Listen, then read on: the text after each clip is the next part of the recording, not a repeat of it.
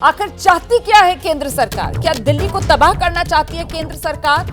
ये कहा सुनीता केजरीवाल ने। साथ ही ये जो कथित शराब घोटाला है, इसको लेकर सुनीता केजरीवाल की तरफ से कहा गया कि अरविंद केजरीवाल कह रहे हैं 250 से ज्यादा जगह रेड मारी है ईडी ने, एक पैसा इनको नहीं मिला। कहां है पैसा? इसको लेकर केजरीवाल खुद 28 मार्च को खुलासा करेंगे, सबूत देंगे अदालत के सामने। और अपनी बात का अंत सुनीता केजरीवाल ने कहते हुए किया कि अरविंद केजरीवाल ने संदेश दिया है दिल्ली के लोगों को कि शरीर भले ही उनका इस वक्त सलाखों के पीछे ईडी की कस्टडी में है, लेकिन आत्मा उनकी दिल्ली वालों के बीच है। दिल्ली के लिए वो चिंतित हैं। अरविंद केजरीवाल का ये संदेश जो पत्नी सुनीता केजरीवाल ने देश के सामने रखा है। केजरीवाल की पत्नी सुनीता केजरीवाल की तरफ से ये बड़ी जानकारी साझा की गई कि ये जो कथित शराब घोटाला है, इसको लेकर 250 रेड मारने के बावजूद ईडी आज तक एक नए पैसे की बरामदगी नहीं कर पाई है। एक नया पैसा ईडी को नहीं मिला है। कहां है ये पैसा? इसको लेकर 28 मार्च को खुद केजरीवाल अदालत के सामने बात रखेंगे, ये सुनीता केजरीवाल ने कहा है। 28 मार्च वो तारीख है जब ईडी की कस्टडी खत्म हो रही है अरविंद केजरीवाल की, और एक बार फिर से ईडी अरविंद केजरीवाल को राउज एवेन्यू कोर्ट लेकर आएगी। और इस सब के बीच ये जो तस्वीरें आप देख रहे हैं, ये विरोध प्रदर्शन की तस्वीरें हैं। सीधे आपको लेकर चलेंगे, हमारे साथ हमारे सहयोगी दीपक रावत इस वक्त मौजूद हैं। जरा जानते हैं दीपक से। दीपक, ये जो प्रदर्शन चल रहा है आम आदमी पार्टी की तरफ से, जरा जानकारी दीजिए इसके बारे में। और रोमाना सिर्फ आम आदमी पार्टी नहीं बल्कि बीजेपी के विधायकों की तरफ से भी विरोध प्रदर्शन चल रहा है। ये आपको आम आदमी पार्टी के विधायक जरूर नजर आ रहे हैं जो केजरीवाल की गिरफ्तारी के खिलाफ विरोध प्रदर्शन कर रहे हैं, बीजेपी को जिम्मेदार ठहरा रहे हैं। लेकिन थोड़ा आगे चलते हैं तो देखिए बीजेपी के जो तमाम विधायक हैं वो भी यहाँ पर पहुंचे हैं। सुबह से आप विधायक लगातार बीजेपी पर हमला कर रहे थे, लेकिन अब देखिए कि तमाम जो देखिए विधायक यहाँ पर पहुंचे हैं। नेता प्रतिपक्ष जी हमारे साथ हैं। सर, ये आप तख्ती लेकर पहुंचे, केजरीवाल से इस्तीफा मांग रहे हैं, लेकिन वो कह रहे हैं कि जेल से सरकार। अरे, अरविंद केजरीवाल हिंदुस्तान का सबसे भ्रष्ट मुख्यमंत्री है। उनको अपने पद पर बने रहने का कोई नैतिक अधिकार नहीं है। उनको अपने पद से त्यागपत्र देना चाहिए।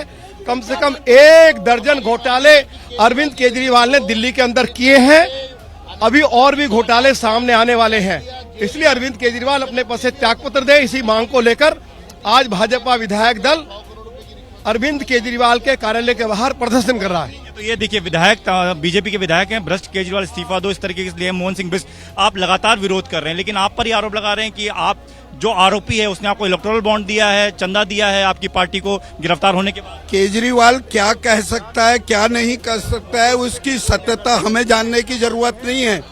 आज जिस प्रकार से केजरीवाल हर जगह भ्रष्टाचार में लिप्त है, इस लिप्त होने का सबूत कोर्ट ने ठप्पा लगा करके दिखा दिया कि उनमें सारे आरोप सिद्ध हुए। अभी तो एक मुद्दे पर केजरीवाल अंदर गया है। यदि हम बारीवार सारे मुद्दों को लेके लें तो निश्चित रूप से दिल्ली के लोगों के पांव से जमीन खिसक जाएगी, ऐसा मेरे मानना है। ठीक है दीपक, मैं लौटूंगी आपके पास। इस बीच एक और बड़ी खबर दर्शकों को बता देते हैं। अरविंद केजरीवाल की मुश्किलें और बढ़ने वाली हैं। केजरीवाल पर ईडी के बाद अब सीबीआई जो है वो शिकंजा कसने वाली है। जो जानकारी मिल रही है उसके मुताबिक अब सीबीआई अरविंद केजरीवाल की रिमांड मांग सकती है। सूत्र ये बड़ी जानकारी दे रहे हैं कि ईडी के बाद सीबीआई भी अरविंद केजरीवाल की रिमांड मांगेगी। सीधे आपको लेकर चलेंगे, हमारे साथ हमारे सहयोगी मनोज वर्मा इस वक्त मौजूद है। मनोज, शिकंजा कसता हुआ अरविंद केजरीवाल के ऊपर एक एजेंसी के बाद अब दूसरी एजेंसी तैयार है रिमांड पर लेने के लिए अरविंद केजरीवाल को।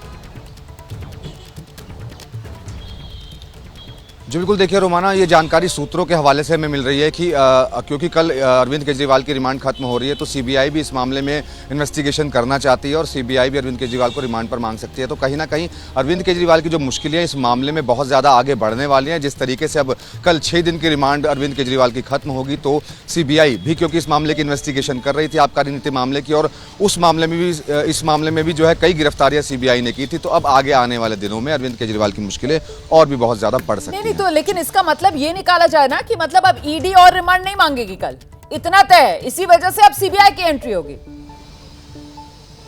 मनोज, ऐसी कोई जानकारी कि कल ही सीबीआई की बिल्कुल ऐसा कह सकते हैं कि ईडी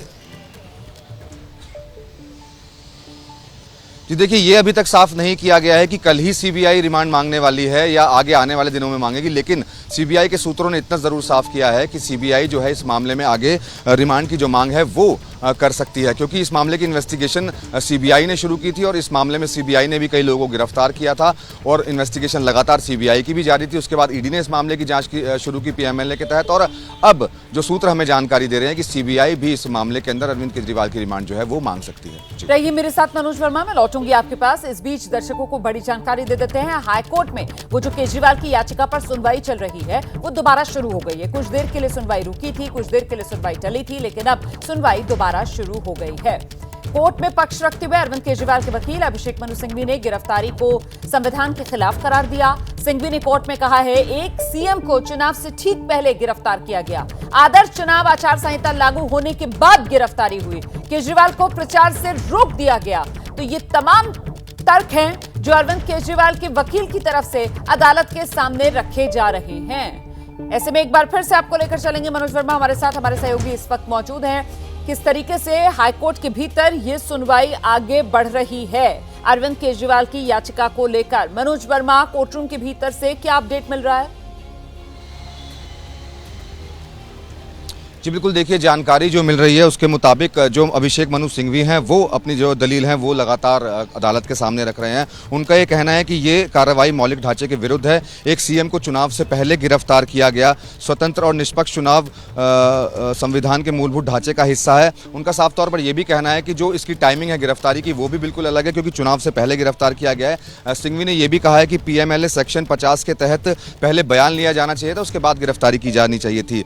इस पर जज ने यह कहा है कि मुझे समझना है कि दलील किस बात पर दी जा रही है। सुबह मैंने कहा था कि मुख्य मामले यानी कि गिरफ्तारी को चुनौती पर नोटिस जारी कर विस्तार से सुनना होगा, तब कहा गया था कि रिमांड खत्म हो रही है, उस पर यह बात हो रही है। तब सिंघवी की तरफ से कहा गया कि दोनों का परिणाम एक ही होगा, मुझे आज ही अंतरिम जमानत पर रिहा किया जाए, गिरफ्तारी और रिमांड दोनों गलत हैं। तो सिंघवी ये कह रहे हैं कि जो ईडी ने अरविंद केजरीवाल की गिरफ्तारी की है वो गलत तरीके से की है और उनको अंतरिम जमानत पर बाहर किया जाए। तो सुनवाई अभी जो है वो लगातार चल रही है। बीच में जो ईडी के वकील हैं एसवी राजू, उनका कनेक्शन कट गया था, उनकी वो जुड़ नहीं पाए थे, तो दोबारा से वो जुड़े हैं और सुनवाई जो है वो अभी इस वक्त भी लगातार अदालत में चल रही है। और क्या इस सुनवाई के दौरान अरविंद केजरीवाल भी वीडियो कॉन्फ्रेंसिंग के जरिए जुड़े हुए हैं? इसको लेकर कोई अपडेट है मनोज? जी नहीं, देखिए अरविंद केजरीवाल बिल्कुल नहीं जुड़े हुए हैं, क्योंकि वो ईडी की हिरासत में हैं, वो रिमांड पर हैं। तो वो ईडी जो मुख्यालय है वहाँ ईडी मुख्यालय के अंदर है। सिर्फ अरविंद केजरीवाल के वकील जो हैं वो वीडियो कॉन्फ्रेंसिंग के जरिए जुड़े हुए हैं। इसके अलावा ईडी के वकील वीडियो कॉन्फ्रेंसिंग के जरिए जुड़े हुए हैं और जो जज हैं वो भी वीडियो कॉन्फ्रेंसिंग के जरिए ही जुड़ी हुई हैं। अदालत के अंदर इस वक्त मीडिया कर्मी मौजूद हैं और जूनियर वकील हैं वो इस वक्त मौजूद हैं। एक जो अपडेट और आ रही है, सिंघवी ने कहा है कि एक मौजूदा सीएम की गिरफ्तारी चुनाव को प्रभावित करने के लिए की गई है। इतना ही नहीं, सिंघवी आगे कह रहे हैं कि इस तरह लोकतंत्र को जो चोट है वो पहुंचाई जा रही है। सिंघवी आगे कहते हैं कि गिरफ्तारी की शक्ति होने का मतलब गिरफ्तार कर लेना नहीं होता, ये तभी होना चाहिए जब वाकई इसकी जरूरत हो। सिंघवी ये भी आगे बता रहे हैं कि क्या पीएमएलए सेक्शन 19 यानी गिरफ्तारी की ज़रूरतों का पालन हुआ या उसके बिना ही गिरफ्तारी की गई है। तो फिलहाल जो दलीलें हैं वो सिंघवी की तरफ से लगातार इस मामले में दी जा रही हैं। अभी क्योंकि ईडी के वकील ने बोलना शुरू नहीं किया है तो वो भी अपनी दलीलें जो हैं वो अभी अदालत के सामने रखेंगे। सुनवाई बीच में थोड़ी देर के लिए ज़रूर रुकी थी, लेकिन दोबारा से सुनवाई अब जारी हो चुकी है और अभी इस वक्त जो अरविंद केजरीवाल के वकील हैं अभिषेक मनु सिंघवी, वो अपनी दलीलें लगातार अदालत के सामने रख रहे हैं। उनका साफ तौर पर यही कहना है, जो पूरा जो अंदर जो जिरह चल रही है वो इसी बात को लेकर चल रही है कि अरविंद केजरीवाल की जो ईडी ने गिरफ्तारी की है वो गलत तरीके से की है, ऐसा वो आरोप लगा रहे हैं ईडी के ऊपर। और उनका ये कहना है कि जो टाइमिंग है गिरफ्तारी की वो भी बहुत गलत है, क्योंकि चुनाव से पहले गिरफ्तार किया गया है और चुनाव बहुत नजदीक थे तो आचार संहिता भी लगी हुई थी, तो वो अब जो है प्रचार कैसे कर पाएंगे। जी